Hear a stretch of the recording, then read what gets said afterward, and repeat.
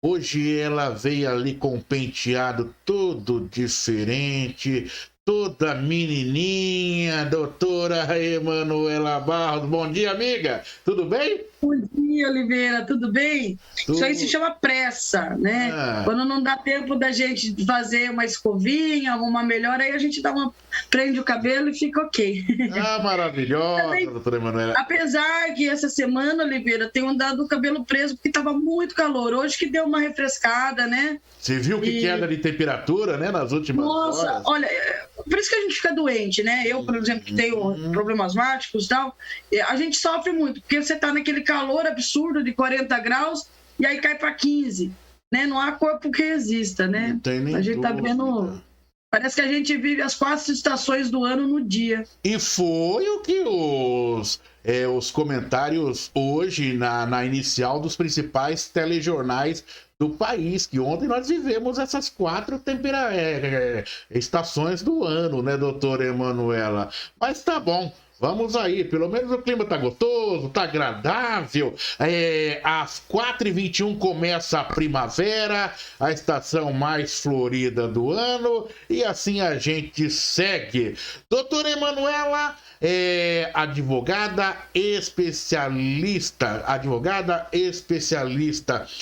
em direito constitucional e automaticamente nos fazendo entender e compreender todo o cenário. Falei certo aí a sua especialização, doutora Emanuela? Eu também tem horas que eu dou aquelas atrasadas aqui, erro a qualificação profissional dos nossos formadores e formadoras de opinião. Eu sei que a professora... Tá certo? Tá certo. Na verdade, eu sou advogada, né, especialista em direito constitucional e prevenção à violência e mestre em educação.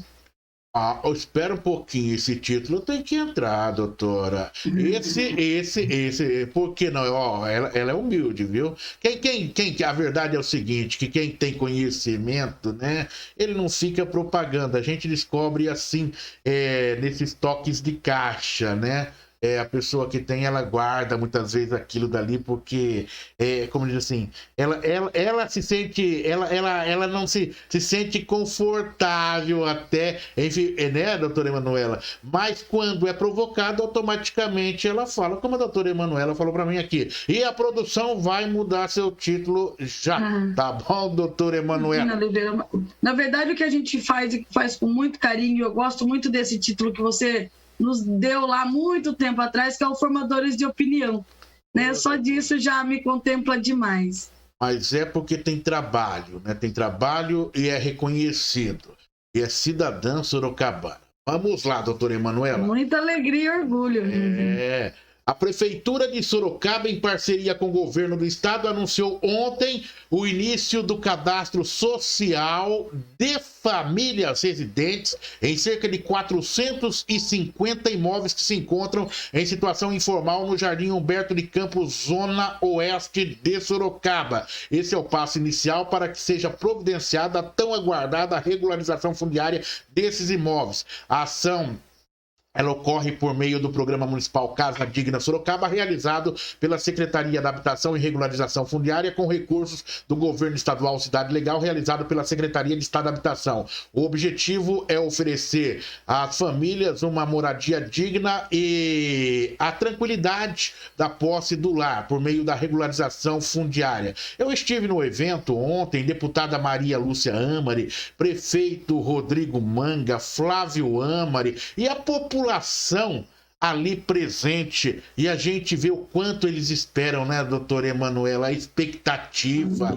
é algo assim que emociona, né? E muitas vezes lá num passado não muito distante, há 2 décadas, até 3 décadas atrás, sendo tratados de forma desumana pelo como invasor, né? Como a gente...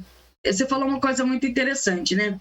A gente, por ser um estado, a gente viveu muito, né, o liberalismo, né, no nosso Código Civil, a gente tinha a questão da propriedade como uma questão absoluta e não se reconhecia a posse como um direito, né, um direito social. Só na nossa Constituição de 88 que a gente vai falar em função social da propriedade, né? Só em 2001 que a gente vai ter o Estatuto, né, da cidade, que vai reforçar isso. E a Lei de Regulação Fundiária Urbana é de 2009. Então, é muito recente. Então, quando a gente tem um governo, né, que vai se preocupar em fazer regularização fundiária e você efetivamente entrega os títulos, né, de propriedade, é um sonho realizado, né? A gente, por ser a propriedade no Brasil, né, uma tradição, no tripé tradição, família e propriedade, uma coisa, né, inatingível, quando essas pessoas conseguem galgar o direito de ter a propriedade do seu lar, da sua moradia, é uma coisa maravilhosa.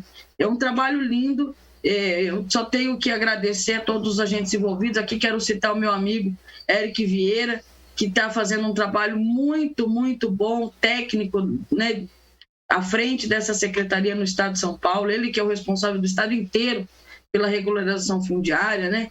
Então, para mim, é uma alegria muito grande.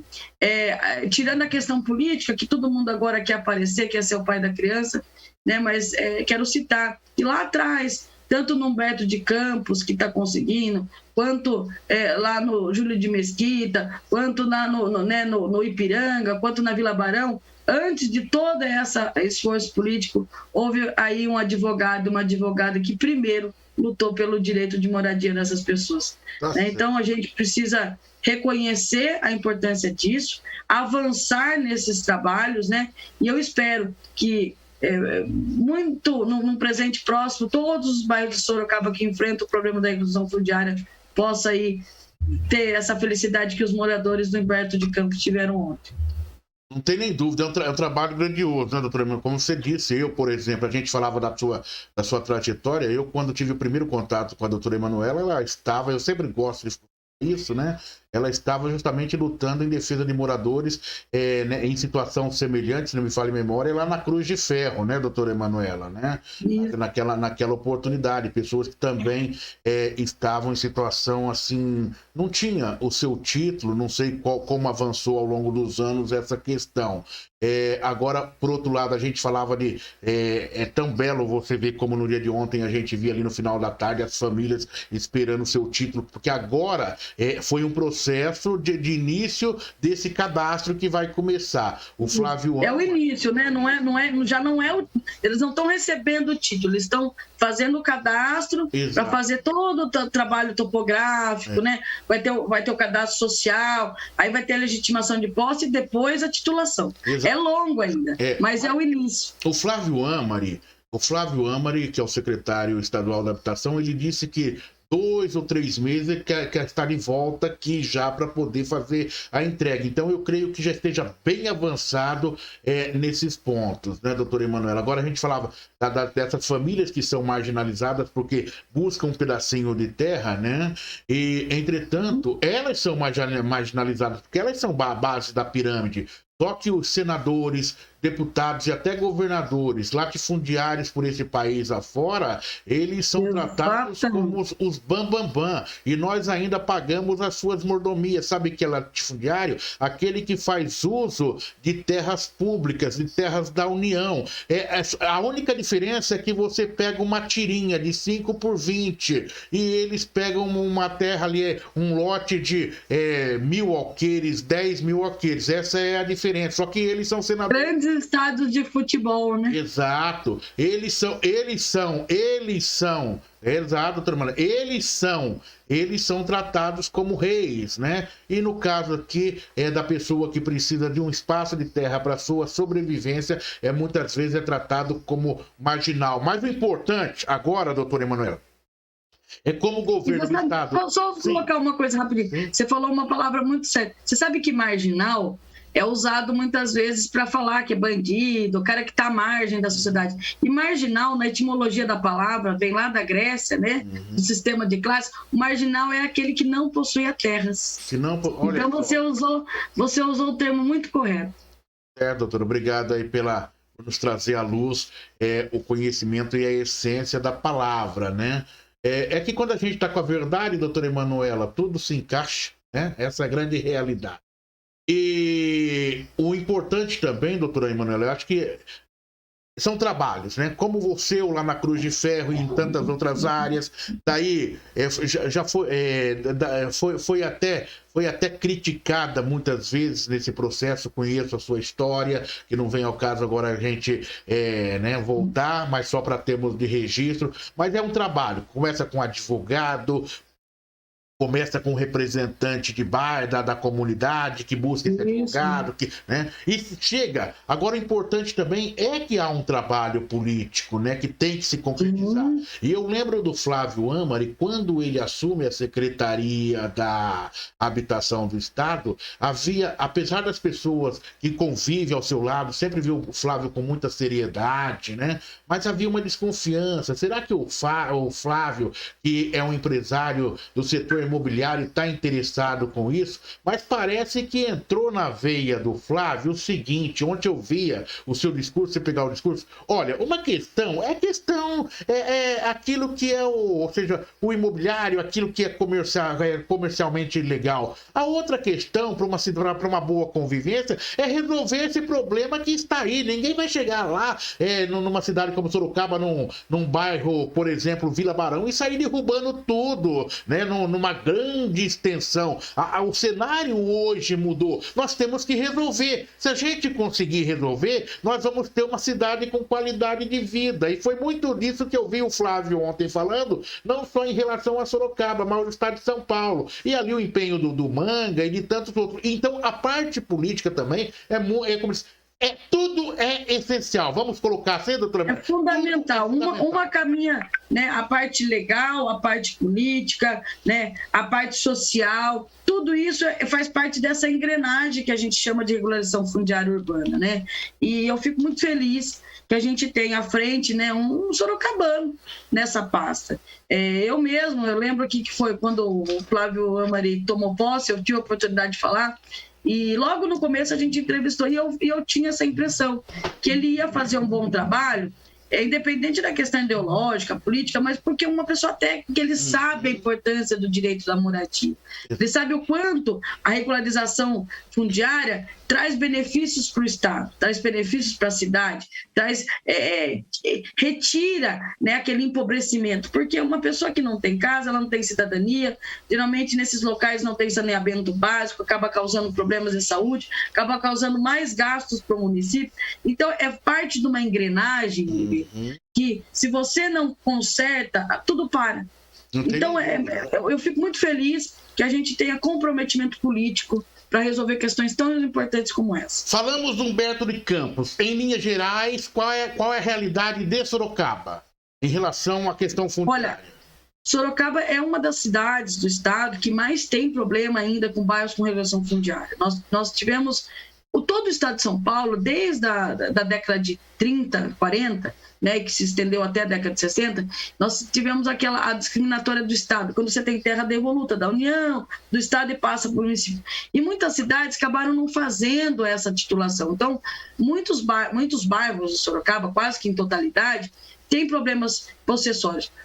A região do Éden, do Cajuru, exemplo, essa região da Zona Oeste, que pegava lá Ipatinga, né? Pega lá Cruz de Ferro, pega Betânia, ali Jacutinga, que era o antigo Cajapi, toda uma questão fundiária. Por exemplo, nós temos hoje um dos bairros mais importantes, vamos dizer, de Sorocaba, que ainda tem. Campolim tem problema possessório, ninguém acredita nisso. Quando eu falo isso, a pessoa dá risada, né? Ainda tem muita área de posse, porque nós temos ainda Araçoiaba. Você tem uma ideia, a Assembleia Legislativa do Estado está para votar uma questão possessória que envolve Araçoiabinha e Peró, envolve ali a Flona. Olha, até o Estado tem problema possessório. Exato. Pontal do Paranapanema não resolveu ainda. Por isso que é tão importante, né, a gente cuidar dessa questão. Em Sorocaba, a última contagem que eu lembro, tinha, parece que 58 bairros em processo de regulação fundiária e mais outros tantos que ainda nem tinha entrado, né? Então, assim, é projeto, né, para regularização, não só para um mandato, é para décadas ainda para resolver, sabe? Correto. Mas tem que começar. Se não começa agora, não termina nunca. E parece que começou, né?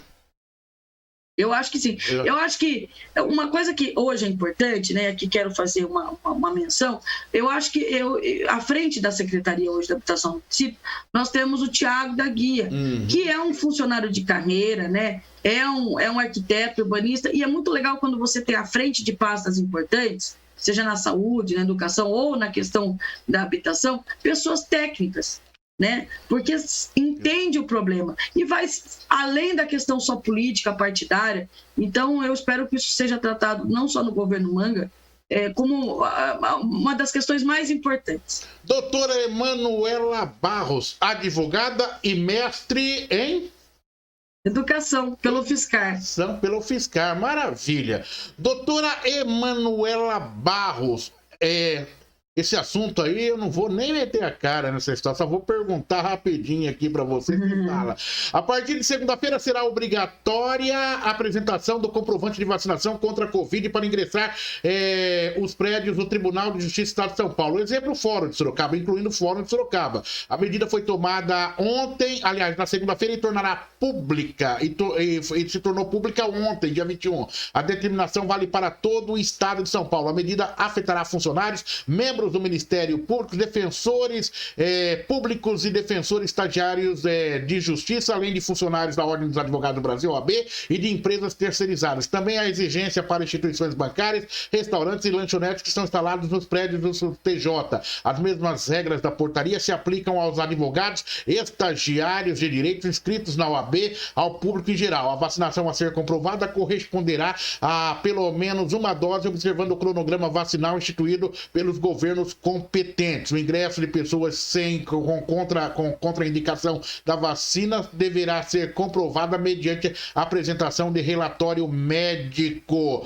Eu vi aqui que o Ministério Público ok, a OAB também ok, doutora, mas será que todos integrantes desse processo concordam com essa posição, ou entramos aí, há uma contaminação ideológica entre os advogados, Ministério Público e juízes?